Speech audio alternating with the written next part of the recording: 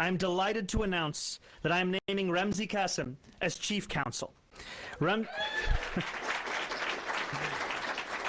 Ramzi will be joining the administration from CUNY, where he serves as a professor of law. Government service is no novel concept for Ramzi, who served as a senior policy advisor for President Biden from 2022 to 2024, and has deep experience arguing in court, including before the Supreme Court. I will turn to Ramzi for his remarkable experience and his commitment to defending those too often abandoned by our legal system. City Hall will be stronger with him in it, and our work of building a more prosperous city for all will have a powerful advocate. My sincere hope is that New Yorkers who have long felt on the margins of this city, the homeless veteran straining to survive, the patient searching for the care that they need, an immigrant trying to get by, will feel that they now have leaders in their corner who understand their struggles and care to fight for them. That is the city I want to build, the prosperity I intend to deliver, and the leadership that has too long been lacking. Thank you, and please join me in first introducing Ramzi Kassem, my new Chief Counsel.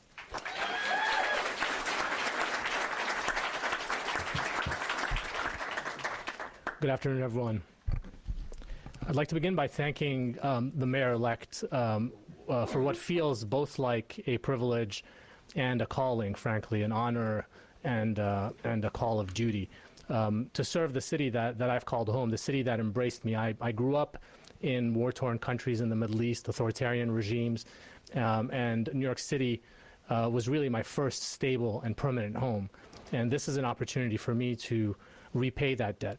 I've been trying to repay that debt ever since I came to this country, ever since I immigrated. Service has been the lodestar of my career, of my professional life, whether it's service, as the Mayor-elect mentioned, at the White House, or at CUNY, one of the oldest and largest public institutions in our country, and specifically at a law school whose motto is law in the service of human needs, to give back to working class New Yorkers and serve their social mobility, or whether it's through the clinic and nonprofit that I founded, CLEAR, in service of clients, communities, and movements nationwide. Service is what I look to do and what I hope to do alongside the Mayor-elect and his team at City Hall, to defend the rights of all New Yorkers without exception, and to create space for the Mayor-elect and his team, this administration, to deliver on the promises and the agenda that was so enthusiastically embraced by our fellow New Yorkers. So again, I thank the Mayor-elect for this honor, and I look forward to speaking with all of you.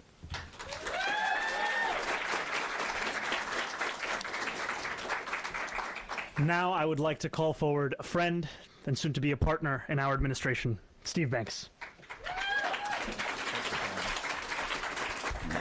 Good afternoon.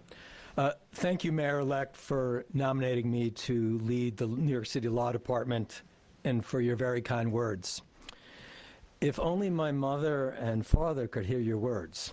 During all my years as a legal aid lawyer and then as a city commissioner, they wondered what I was actually doing with my law degree. Your words would have given them a lot of nachas. I have a unique perspective on the law department. For 33 years as a legal aid lawyer, including 10 as head of the organization, I litigated against the law department. For 8 years as a city commissioner, I was represented by the law department in both affirmative matters involving access to rental assistance, SNAP, food stamps, and Medicaid, as well as matters defensively protecting and addressing the right to shelter. During my time at Legal Aid and in the years since I left city government in 2021, I've also co-counseled with the law department in matters relating to the right to shelter.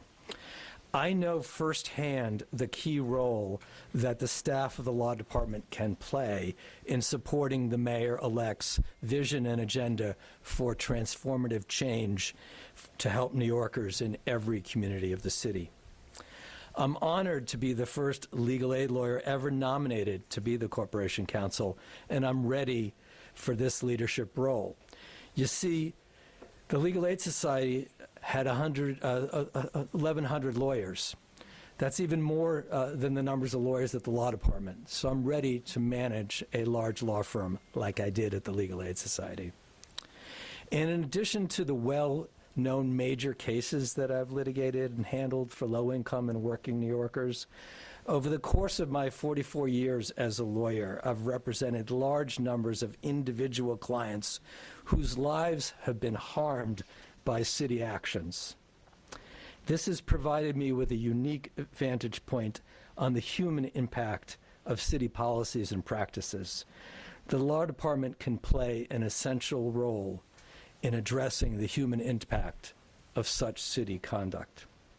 Finally, my wife of almost 40 years, who I met on a picket line, by the way, during a legal aid strike in 1982, she and I have been blessed over the past year with 2 grandchildren.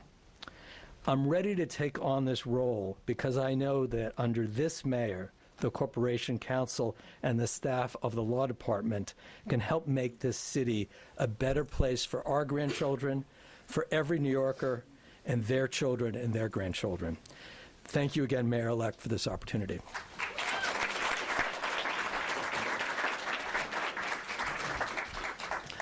And now, our new Deputy Mayor for Health and Human Services, Helen Arteaga.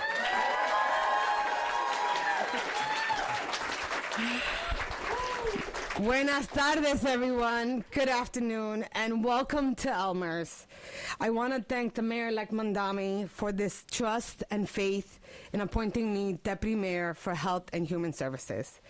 At this important moment in our city, it's not lost to me that the agency under this portfolio are the safety net for so many New Yorkers who are looking to survive or sometimes get a second chance. Whether they're visiting our hospitals, entering our shelters, or going to our after-school programs, or just aging out of foster care. It is that workforce and those providers in this portfolio that work so hard to get these New Yorkers through the hardest times in their lives. To that workforce and those providers, I say, I'm ready to work alongside you to provide innovative solutions so you can take advantage of every opportunity, every interaction to address the affordability crisis that brings so many to our doors. To every New Yorker that trusts us enough to show up, and to those that are suffering in silence wherever you are, because they do not know if government will protect them or treat them with dignity, I promise you today that I will work so hard to ensure that you are seen and that we are thinking big and courageous about solutions that will allow you to thrive in the city that we love. You see, I see you because your struggles are mine. I am who I am because of them.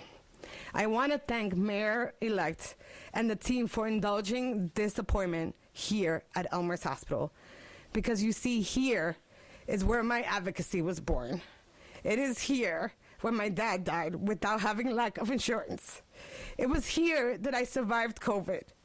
And it's here that I want to say, Madre, tu sacrificio valió la pena.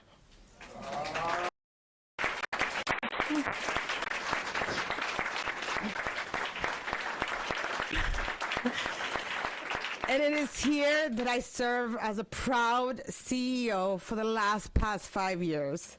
Like the mayor-elect, I'm just another immigrant kid from Queens. But the two of us are ready to take everything that we learned from our culture, our families, and our upbringing to make big changes in New York City, the city that has loved us so much. So to Dr. Katz, my H&H family, and my almost strong family of 6,057, know that I'm super grateful for these last 5 years. Thank you for showing up. Thank you for learning together, for growing together, for crying together, and for overall coming together for our city. When I walk through the doors of City Hall in like 2 days, I'll be walking in with all of you inside my soul and my spirit. But now I'm ready to work on something really cool. I'm ready to work on the mayor's elect vision and dream for New York City. Mil gracias.